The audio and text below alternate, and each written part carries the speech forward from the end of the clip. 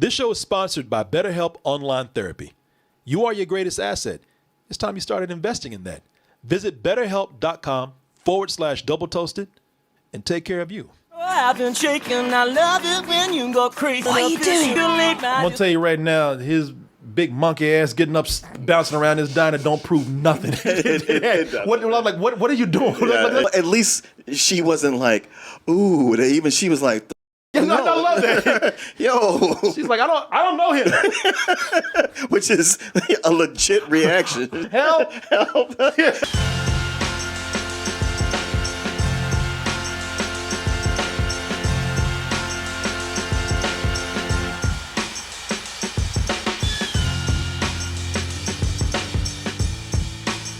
I'm going to predict that Martin doesn't like this movie just because it was introduced by those damn minions. Minions never put you in a good mood. They do not. Hello, my nation! Shut up! I was like, oh, it's not going to be a good day for Martin. This came on, and my wife's sitting there with me, and she was like, oh, they're cute. I was like, shut up. But I'm going to tell you, I like the first saying. Funny animals doing covers of famous pop songs. Oh. Not for everybody out there, but I liked it. These animals moved me. But I tell you, I don't need no encore.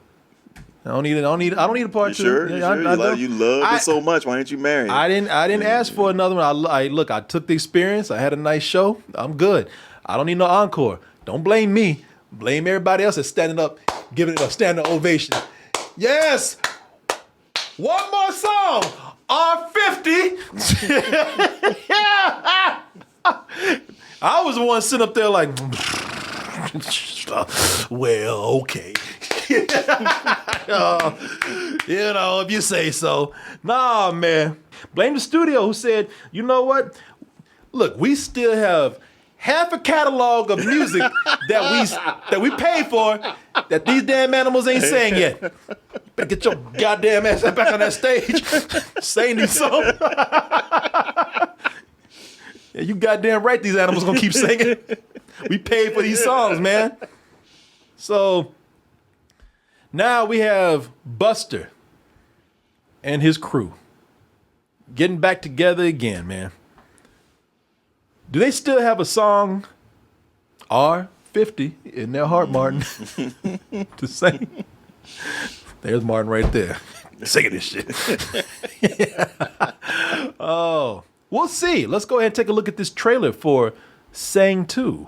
I haven't even heard one of my songs in over 15 years because I can't talk. Now get the fuck off my property.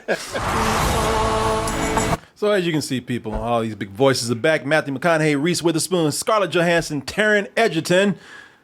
Since he's not in the Kingsman's movie that we had right here, he might as well make another cartoon. He was over here singing. Yeah, Bobby Cannavale, Tori Kelly, Nick Kroll, and other people like some new people in here. Halsey, Pharrell Williams is doing a new voice in here, along with some other folks.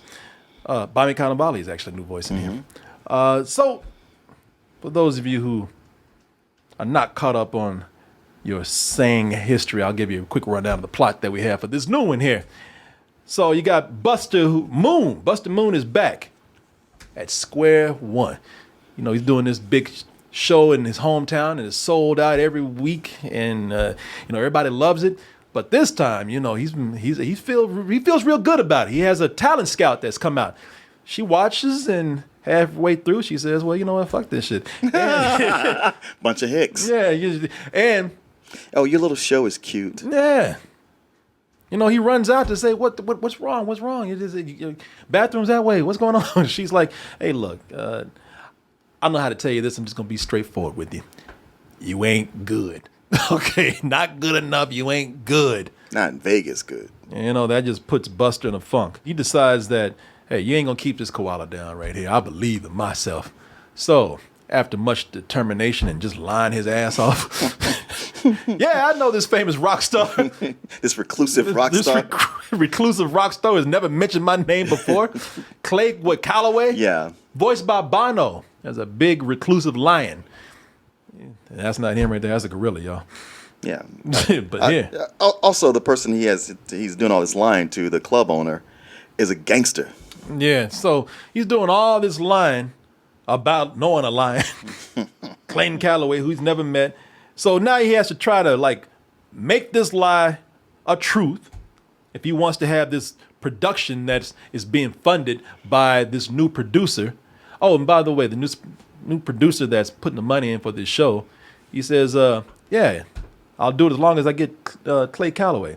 But if Clay Calloway doesn't show up, I'll kill your ass. This opens. Okay, so this movie right here already kind of got me wrong. It opened up with a cover of Prince. Oh, Prince's yeah, "Let's Go Crazy," and when they start doing like, hey, what the hell you doing? No, look, we don't. It picks something else.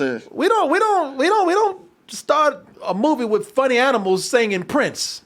All right. Not even the chipmunks. Now, maybe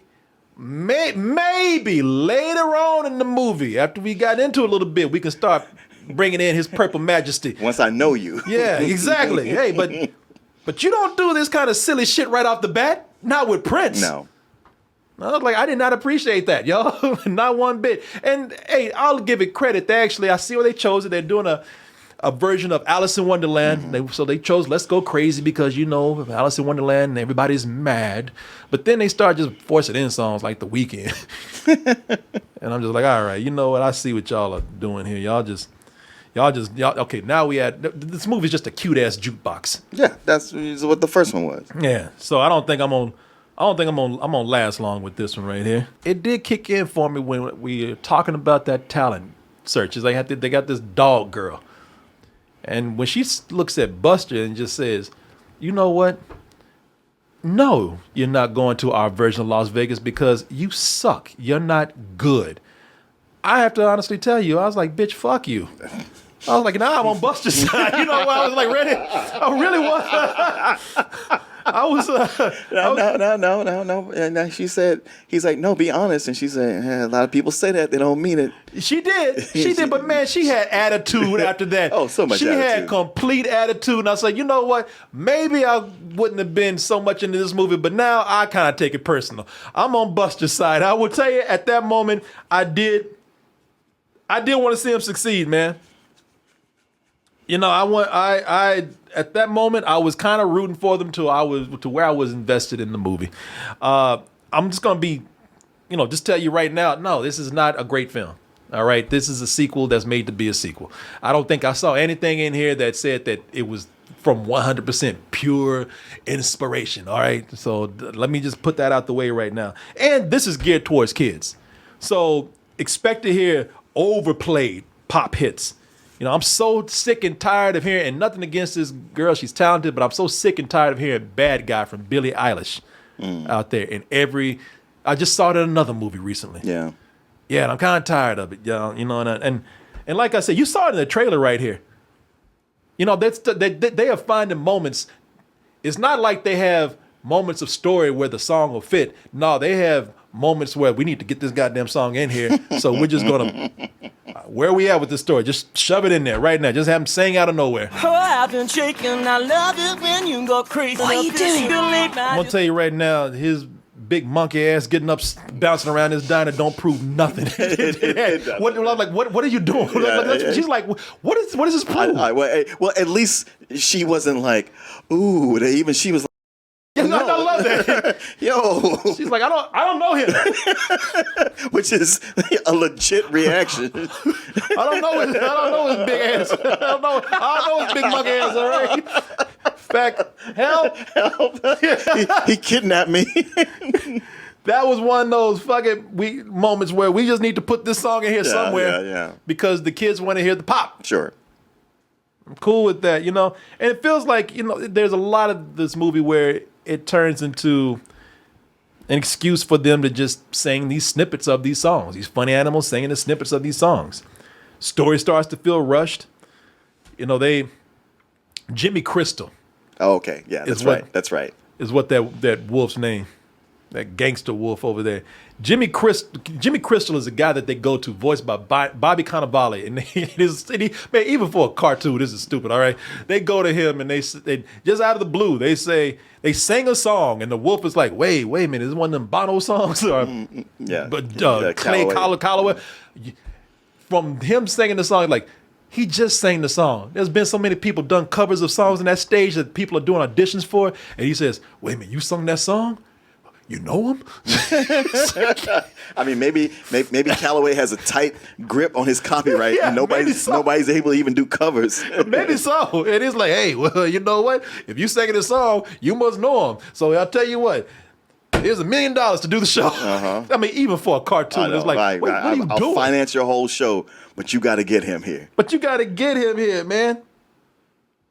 And by the way, any rock star or performer who would hear about anybody doing a show with their name headlining without their permission would say, good luck with my lawyer. With my lawyer, yeah. Maybe I'm looking at this too hard because of Talking Wolf. I don't know. Yeah. I think you are kind of going kind of hard on it. Okay, but you don't do business like that, Mark. I feel like you sound like me now.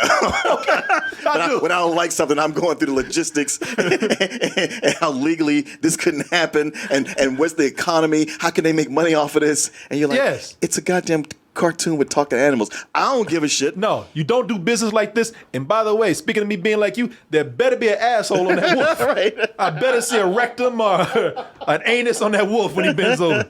It's one of Martin's complaints about Zootopia. Not enough anus.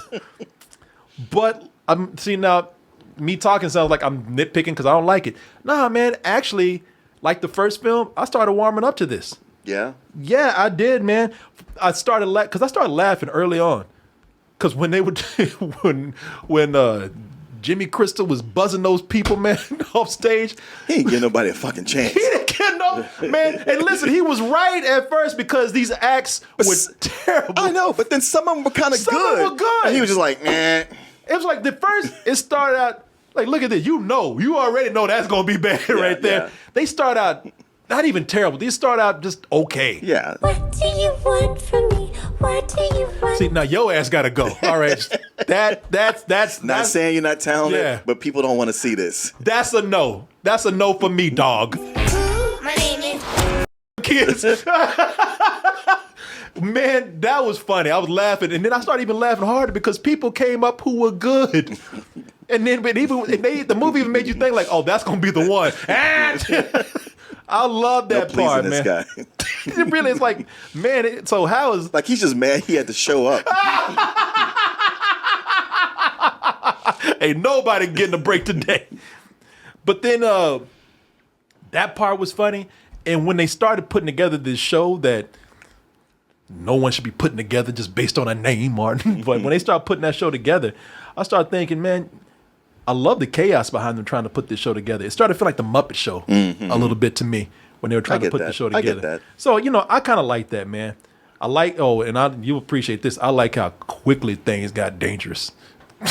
when they put the, like, out of nowhere, this wolf, Jimmy Crystal, played by Bobby Cannavale, that motherfucker turned into Suge Knight. I was just gonna say that. He was dangling people over balconies. Like the Italian Suge Knight. He was dangling real quick.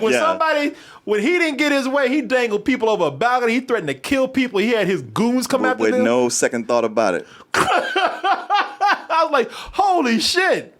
It escalated quick. And what I liked about it is that poor little Buster Moon, who's voiced by Matthew McConaughey, he's like, I gotta get the out of town. He was running. He said, man, the hell with this show. Pack your shit. We gotta get out of here. He had his ass hiding. He was scared. You remember that scene when he hid in that suitcase? Buster? Oh, shit. He was about to shit on himself. Who's to say he didn't? Little koala pellets. And he ran into that suitcase. And he told him, he ran right past everybody like, pack your shit. We're getting out of here. We're leaving town tonight. I said, man, that is funny. Well, he locks him in a room and says, you stay there till I get back so I can kill you then. He said, I'm going to finish the job when I get back. Oh, I love it, man. Some scenes conflict each other, are seem like they're forced. I'm sorry, they're forced conflict. Like Johnny, who's voiced by what's his name, Edgerton. Oh yeah, Taron Egerton. Yeah. Taron Egerton. Johnny has this whole thing going on with some dance instructor, and that just kind of seemed a little forced in the movie for me. Well, it's a sequelitis thing where we have a story, but we got to make up stuff for other people to do who were Yeah. main characters before.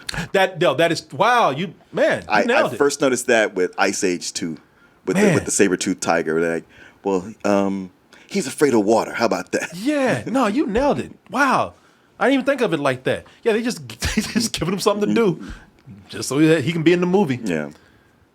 But I don't think how'd you because this. I mean, you like man, it better than the first one? I mean, this whole jukebox musical thing that's just kind of taken over the world. I just like, man, it's everywhere. You can't escape it. Started with American Idol, then The Voice, Yeah. and now The Masked Singer. And every time I look up, there's some new show that's all about people singing karaoke, becoming stars from singing karaoke. And then like, yeah, with that first one, just like, okay, now we got cute animals who are just going to sing karaoke for 2 hours. Oh, we'll have a story where some of them are insecure and they got to get past that. Yeah, It's yeah. like, over it. Like, all these animals are insecure, goddamn. Yeah.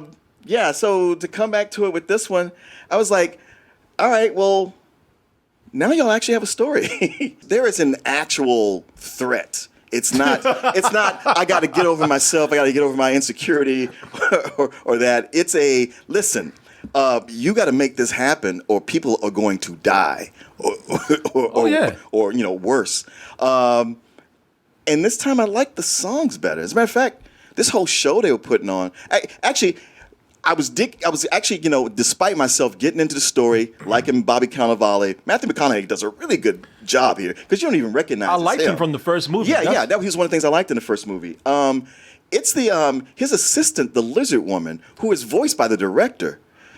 All those gags they did with her had me laughing out loud. I was like, how are they doing this? Because normally this kind of physical stuff, I go Yeah. like, oh, that's childish. But they had some really funny stuff She with her. freaked me out because they do a lot of jokes with her eye with her, socket. with her glass eye. Yeah, her eyes socket. It is. Yeah. I was like, ugh. But I really like those jokes. Yeah, man. they had a lot of good jokes. And then they started putting the show together, and I was like, God damn, you know what? I kind of dig this show they're doing. Yeah. Even the other subplot of that, okay, the mobster's daughter is insisting on being in the show. Yeah, voiced by Halsey. Yeah. The sing, And she can sing, but she can't act Well, for when she shit. came out trying to act, I was like, oh. So that's a whole other thing. yeah. It's like, wow. There she is right there. I got to get this reclusive rock star that I lied about, and I got to figure out what to do with this guy's daughter. And I thought it had a bunch of things going on. I like this a lot better than the first one. Yeah. I mean, I was shocked. I was like, wow, I am trying to be a curmudgeon, but I'm actually really having a good time with this. Yeah. I still don't think it's a great movie. It's not a great movie. It doesn't go for anything higher.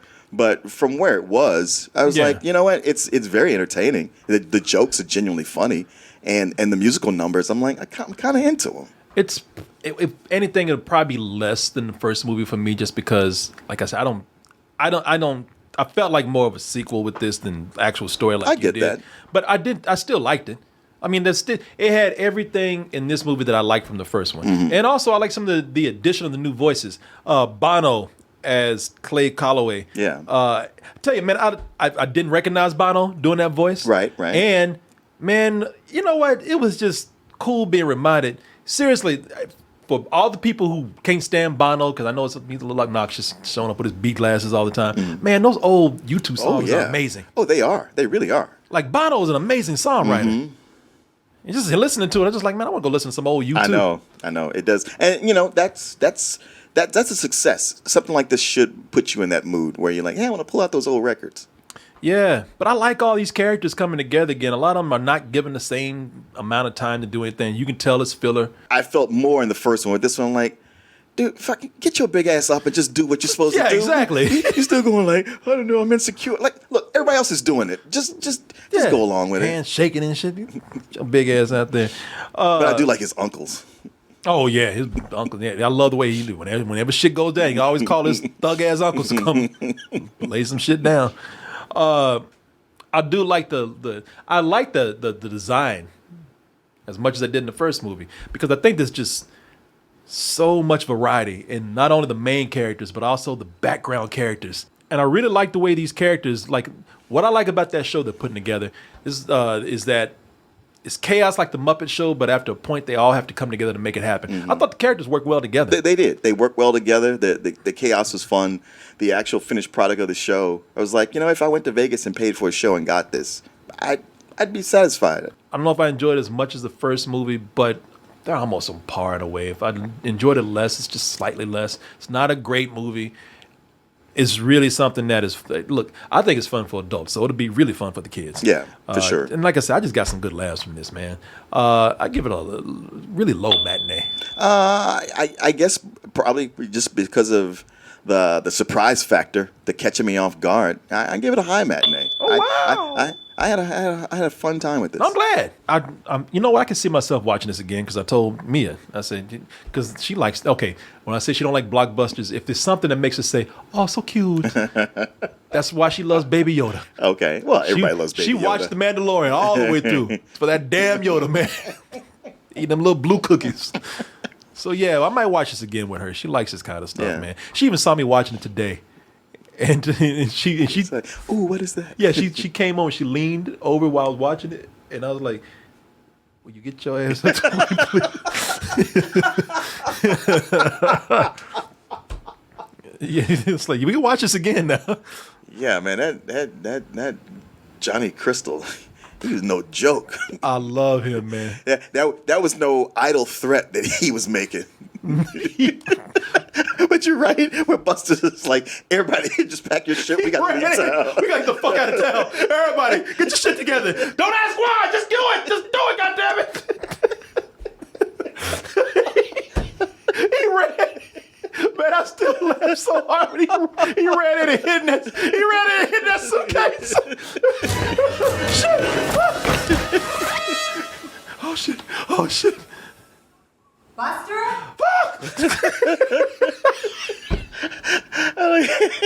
When it came down to telling Scott, was just like, I tried to tell you. She sure did. She said I was warning you. I was trying to help you out. Little stupid ass. Now look at you. Die.